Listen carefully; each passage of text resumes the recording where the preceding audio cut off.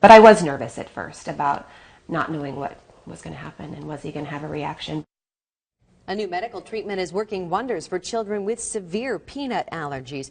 Only a handful of doctors in the country offer this treatment. One of them is right here in Des Moines. In this special report, News Channel 8's Laura Nichols shows us how children are now eating what earlier might have killed them. It's the same routine every morning. Allison Hamling counts out 10 peanuts. And her 7-year-old son Jacob eats them one by one.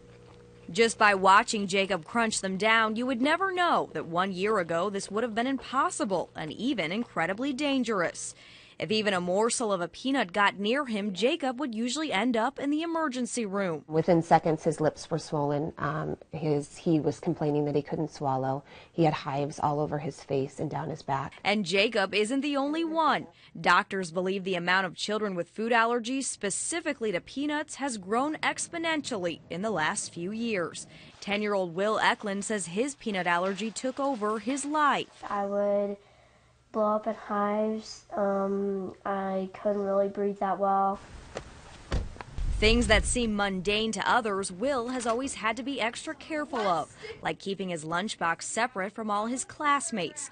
Teachers had to make sure no one in his class had any type of peanut products anywhere near him.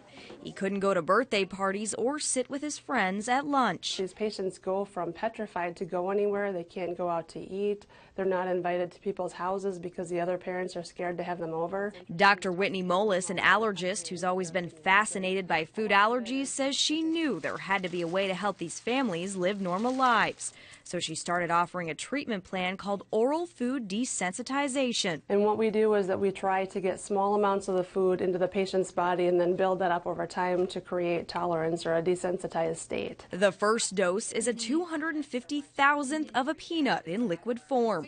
Weeks later, they move to a very-diluted peanut flour sprinkled over food, and then eventually they eat actual peanuts. We had told him his entire life that he would die if he ate a peanut. And then you hand him a peanut and you say, eat it. The treatment is controversial and potentially dangerous, and Dr. Molis is one of only a handful of doctors in the country to use it. Other doctors feel there's not enough research, but Dr. Molis says it works and it's safe. And then we adjust the doses depending on how they're doing.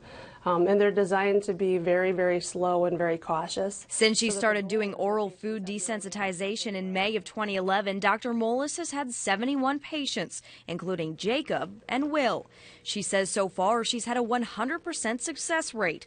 All her patients have become tolerant of the food that nearly killed them before. That's the amazing thing about the immune system, is that if you get the right dose and the right timing, you can desensitize, theoretically, anyone to anything. The program takes about 6 months on average. At the end, Dr. Molis gives the kids a graduation certificate.